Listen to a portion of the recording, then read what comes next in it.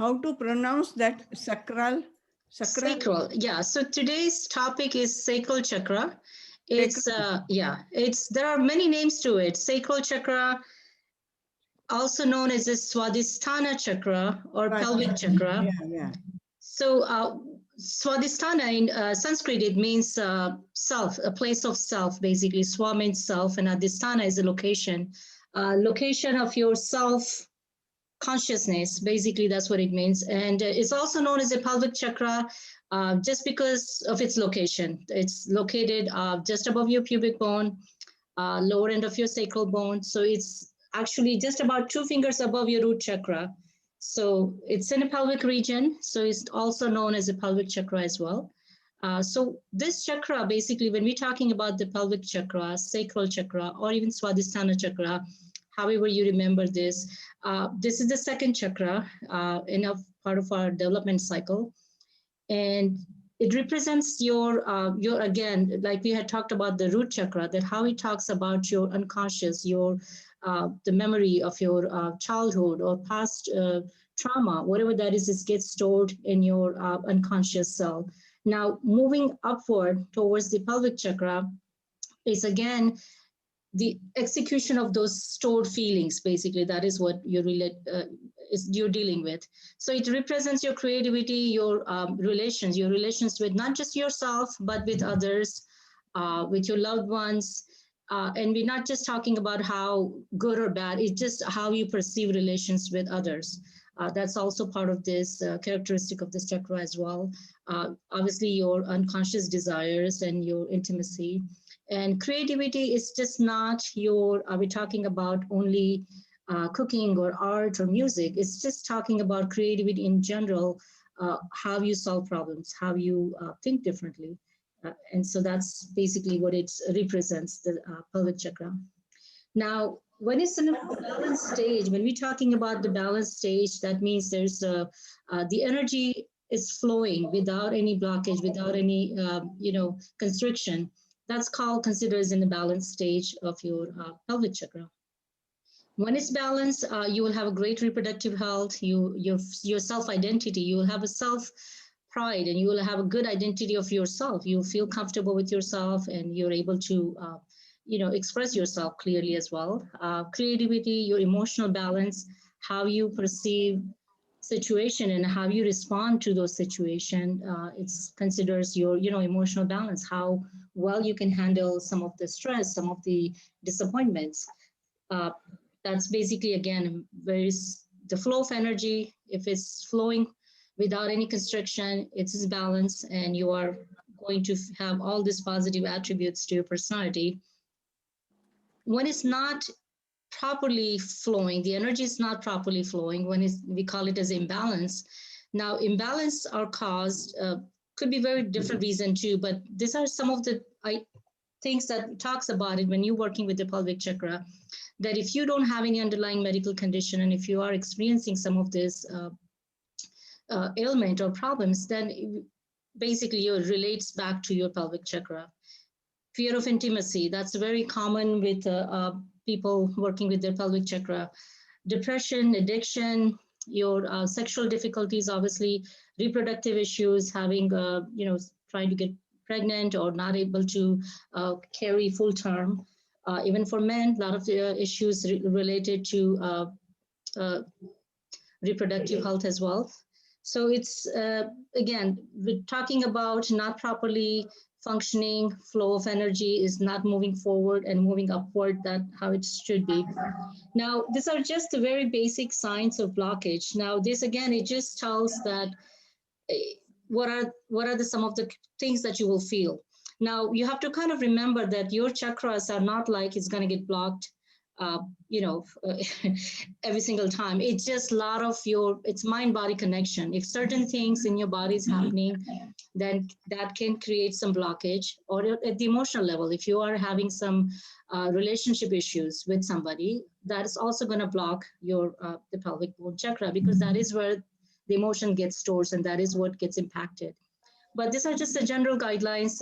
When we're working with the chakra healer, we just look at it saying, if you have inability to just be grounded, you are like not able to focus, not able to stay calm with yourself, inability to set boundaries, just not for yourself, but even in general in your relationship. You're not able to speak up. You're not able to set boundaries with your spouse or even with your workplace. You're not able to set boundaries with your children. So those are some of the things that you will feel that it just stems from not having that free-flowing energy, lack of willpower, and this overall very pessimistic approach to life. You feel like your life is just unfair, even though you may not have any issues, but in general, you feel like your life is unfair. And just feeling overall overly emotional, aggression at some point also. Now, when we're talking about the flow of energy, there could be two ways. It could be overly active or it could be underactive as well. So when it's overactive, that means that's it's expanded, and then the flow of energy is still not at the right channel, not going to the right the level it should be. So when it's overly active, that means there's excessive attachment to emotions, people, objects. It's just in general, like people who have not, I won't say the OCD, but it's just having that unreasonable attachment to a lot of things that you cannot seem to let go. Okay, many times in the children, we also see that sometimes they are just overly attached to things, and it's just not because the flow of energy, but it's just usually it goes hand in hand both, because you have some traumatic experience about something, and that's why it gets the flow of energy gets blocked as well. And if it's underactive, that's leads to basically opposite of what the excessive would be. Just overall pessimistic outlook of life, of people, of yourself, lack of creativity, just a fear of happiness. Some people do have fear of happiness. They're afraid that if they get happy, then there's something wrong. There's something else is going to happen. So all those thought process ties in with your sacral chakra. Now, just like all the chakra healing, there is a specific yoga asanas that anyone can practice to just bring that balance. Triangle pose and warrior two, those are the great poses you can do, incorporate into your daily yoga practice as well. If not, then you can just pick one or two poses from this list, and you can just practice as part of your daily exercise routine, even for 5 or 10 minutes. The last pose, recline hero or the Supta Virasana, it is a bit of advanced. So if you can always Google it and find the right asana to do that. But the word of caution with that is you have to make sure your knees are, you're blocking it correctly. And if you have any issues, do not try that, or at least try with a proper yoga therapist. Do not do it on your own. But the triangle pose, warrior two, cobra, those are just a very basic, easy poses that anyone can try. Pranayama, of course, controlling your breath. That's a great way to balance, because sacral chakra is also related in Ayurvedic term, is related to Vata Pitta dosha. So when you have an imbalance, or if you have not proper functioning Vayu movement, pranayama is a great way to bring that balance in your body. Alternate nostril breathing is the very safest way of doing it. The only time you have to make sure that you are not doing it when you have fever or any cold related sinus or congestion. You just want to make sure those symptoms clear up before you do this pranayama. Meditation, again, meditation is a great way to do it. You can do it visualizing on the sacral chakra. So now when you are visualizing, you can just think of, a lot of people tell me that they think of like an orange disc. Think of an orange fireball, whatever you can visualize yourself in that orange color, and then being near the water element, because the element of this chakra is water. So surrounded by water, or surrounded near the lake or wherever you are, and maybe a little small fountain near in your room. You can just meditate upon those. The mantra for beach mantra for that is Vam. So if you are meditating with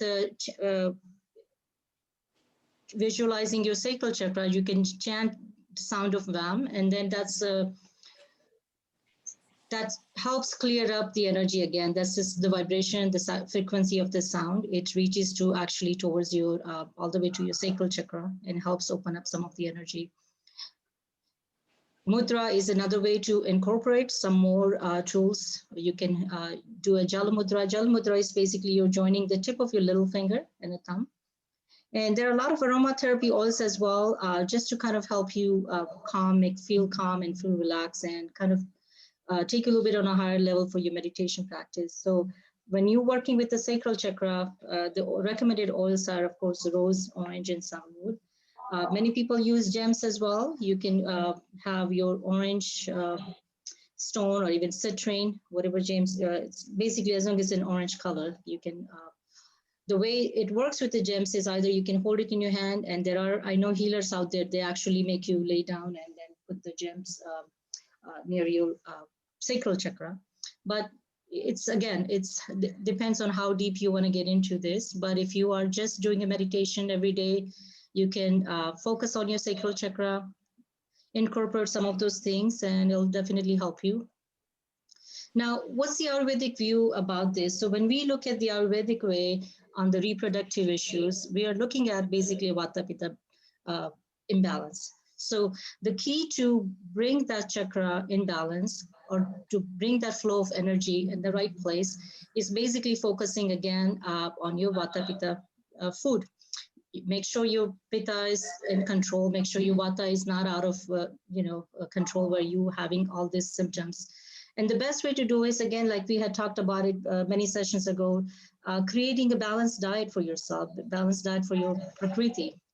And spices. Spices are a great way to incorporate a lot of the properties. In Ayurveda, spices are, it's like a second herbs. You really don't have to use herb if you can get away with spices, because they actually go deep into your tissues and dhatu levels. So that's why spices are highly recommended in Ayurveda. So you can have, these are some of the choice of spices that can help with the sacral chakra. Fruits, again, orange. General, I know when you talk about sacral chakra and people just think that orange fruits or orange food is good. Yes, it is good, but you kind of have to take a little caution in mind as well. If you have certain conditions, if you have certain dietary restriction, overdoing on the orange fruits or orange vegetables is really not going to benefit you as well.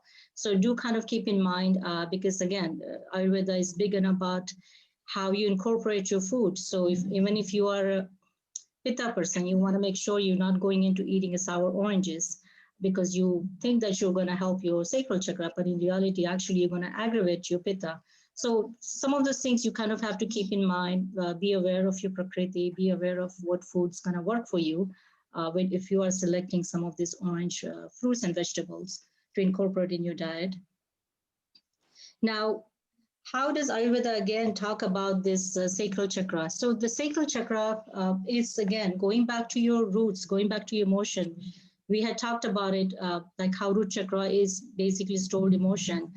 Sacral chakra is the execution of those emotions. So Ayurveda's viewpoint is that your first, second, third, and fourth chakra has a lot to do with your mental health.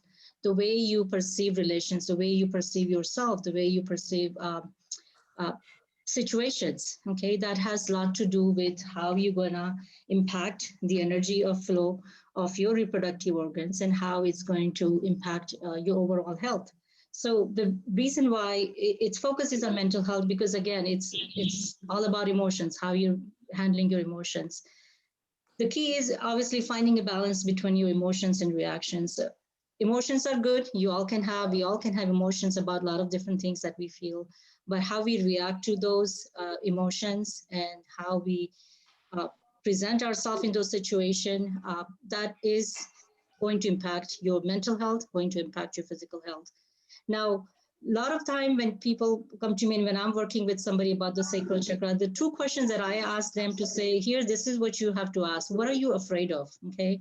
On a psychological, mental health level, if you want to improve, the two questions that you can ask yourself, say, what are you afraid of? And what is it that you don't want to feel? There are certain feelings that you don't want to feel. So you, again, blocking those feelings. And those feelings, unfortunately, keeps festering and it keeps coming in the way of your development, of your self-development, of your higher self that you are trying to get there. And so those are the things you have to kind of keep in mind as you are working with your sacral chakra. The unconscious impression, again, when we're talking about, is relating to desire and pleasure, because when your sacral chakra is not working properly, people do have a tendency to find find happiness and peace in the wrong things. Okay, there's a obviously addiction is one of the things, but again, your addiction to food, it could be addiction to alcohol, could be addiction to just watching a lot of TV. So this overindulgence of senses is talking about basically your five senses and how you overindulge. Finding, again, the Ayurvedic point of view is to find a balance in anything that you do. Everything is good. Everything has a place for itself, and it's okay for you to eat and drink and have fun.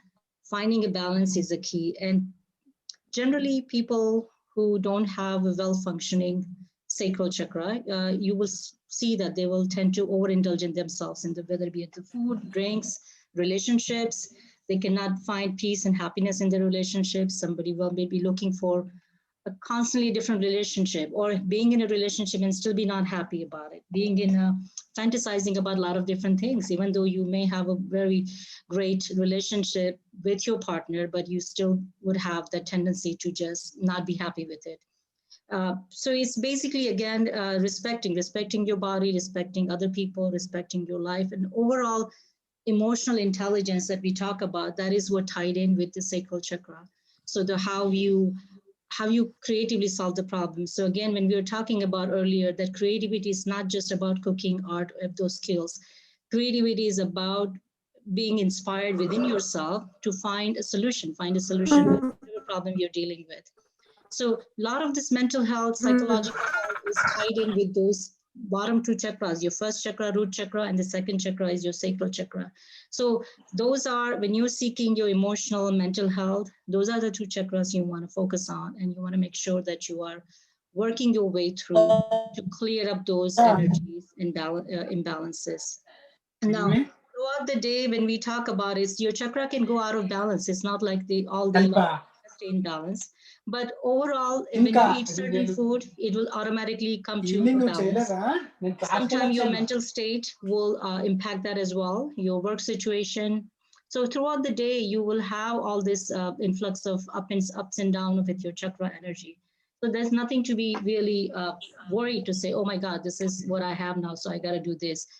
The key is to basically kind of watch yourself, being self-aware, to say, what are the problems that I'm experiencing?